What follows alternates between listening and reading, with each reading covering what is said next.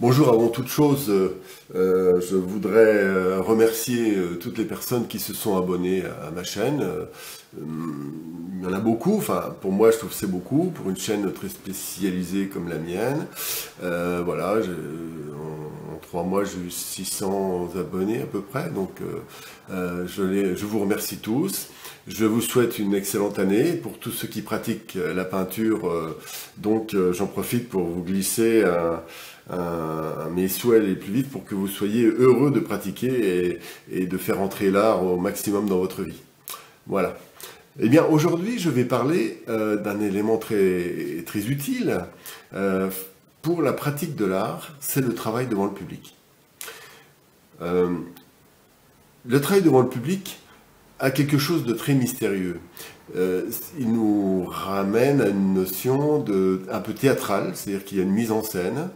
Il y a un moment donné, il y a la mise en scène de tout un savoir-faire, si on donne le meilleur de soi-même, parce qu'on n'est pas, comme sur une pièce de théâtre, on ne peut pas, ou comme on est obligé d'être impliqué et d'accomplir des choses, et même si on fait des erreurs, on est obligé de faire avec.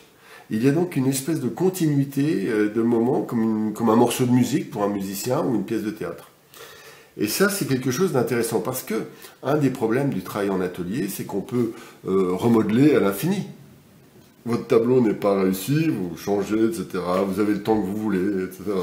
Alors que là, il y a en plus cette donnée d'écoulement énergétique, un timing, et c'est très très très intéressant pour voir l'art, la pratique d'une autre manière. Donc je le conseille vivement à tous les gens, c'est de travailler devant le public, faire un paysage, un portrait, ou ce qu'on veut, d'ailleurs, une peinture abstraite, où je n'ai pas de...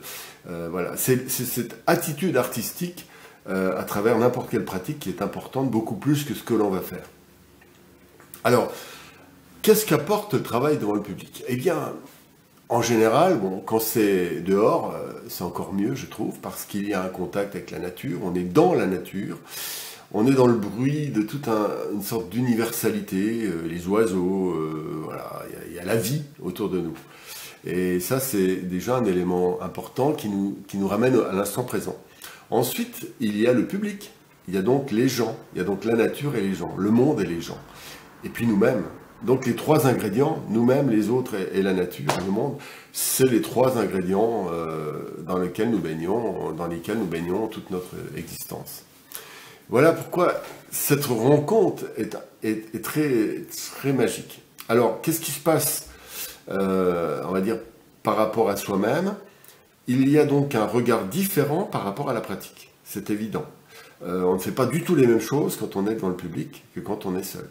Ensuite, ça met en scène des fois des dimensions différentes, intuitives, des ressources auxquelles on ne ferait pas appel si on était dans notre atelier, ne serait-ce que pour ne pas se casser la figure. Donc il y a une espèce d'instinct, de force un petit peu, vous savez, comme les gens pris dans des moments difficiles, un incendie ou des moments de stress, vont développer des qualités particulières. Ben, c'est un peu pareil pour la peinture, on est obligé d'aller chercher des choses auxquelles on n'est pas habitué. Et ça aussi, donc c'est précieux parce qu'on ne peut l'avoir que comme ça. Ensuite, il y a le plaisir de rencontrer des gens, d'être devant la nature. Tout le monde n'a peut-être pas ce plaisir, mais en général, oui. C'est ludique. Alors, par rapport aux autres personnes, au public, c'est quand même un élément très, très, très important. Eh bien, le public, lui, aime ce lien direct sans calcul. Alors évidemment, si vous mettez un prix sur votre tableau, etc., c'est pas pareil que si vous faites votre tableau en public dans une sorte de gratuité. J'aime cette notion de gratuité, même je vends des tableaux bien sûr, mais pas dans ce cadre-là. Cette gratuité fait qu'il y a une espèce de... Ça veut dire, voilà, c'est le moment pour nous les êtres humains, les artistes humains, parce que je suis convaincu que tout être humain ne peut être qu'un artiste. On ne peut pas dissocier l'homme de l'artiste. Un homme qui ne ressent pas, qui n'agit pas avec les plus grandes profondeurs de lui-même, n'est pas complet. Et en fait, s'il utilise ses qualités, c'est qu'il est lui-même un artiste. En fait, tout être humain est un artiste. Il y a des artistes qui pratiquent des arts et des artistes qui ne pratiquent pas des arts. Mais ça, c'est un autre sujet, j'en ai déjà parlé, j'en reparlerai dans d'autres vidéos. Donc, on est confronté à des gens qui, face à ce moment de gratuité, de poésie, ce moment, je répète, dans un cadre naturel, ou même des fois, ça peut être dans une salle, peu importe, il y a donc une espèce de moment magique où le public est finalement partenaire. Il va parfois commenter, il va s'interroger, être intrigué. Il va y avoir la grand-mère avec sa petite fille, il va y avoir le couple, plein de choses se passent dans les interactions à ces moments-là. Et ça, c'est assez précieux. C'est d'ailleurs très drôle, très vivant, et j'apprécie particulièrement. Alors, il y a plusieurs manières de peindre. On peut peindre un tableau à soi, bon, on va dire c'est notre monde.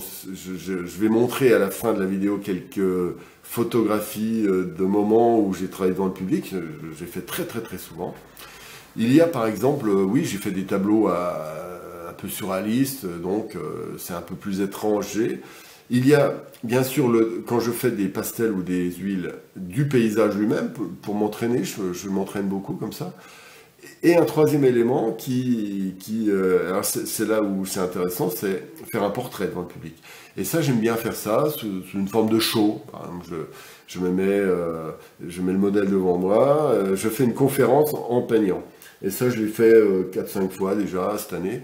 Et ça m'a vraiment énormément intéressé. Mais c'est très difficile parce qu'il faut faire fonctionner simultanément la réflexion pour la conférence, une réflexion un peu instinctive.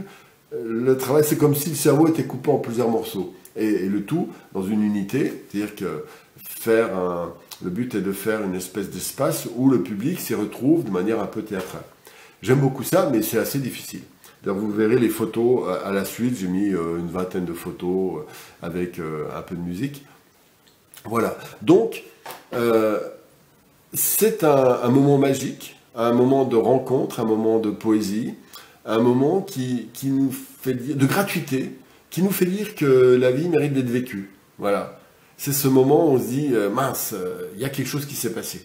C'est pas des routines, ça n'a pas pour but de fabriquer des objets pour les vendre, etc. Quand c'est trop présent, ça, eh bien, ça devient vulgaire. Et c'est un des problèmes de l'art, à mon avis, il manque de gratuité, il manque de dons.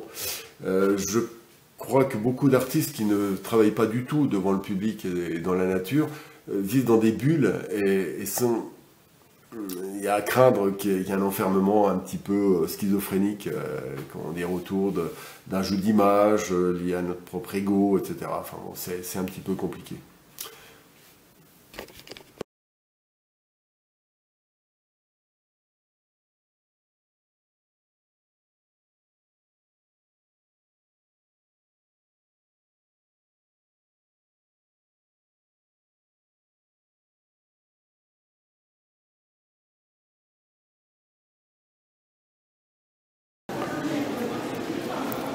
Alors Julien, voilà, donc est venu me rendre visite à Vittel, endroit magnifique. Voilà.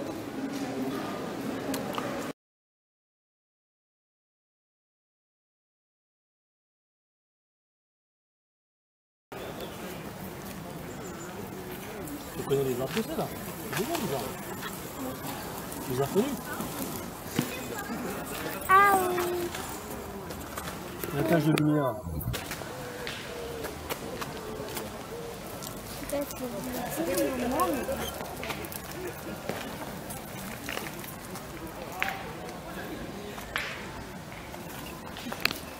Vous pouvez vous approcher. Vous pouvez vous approcher, sans problème. Oui, vous inquiétez pas, merci.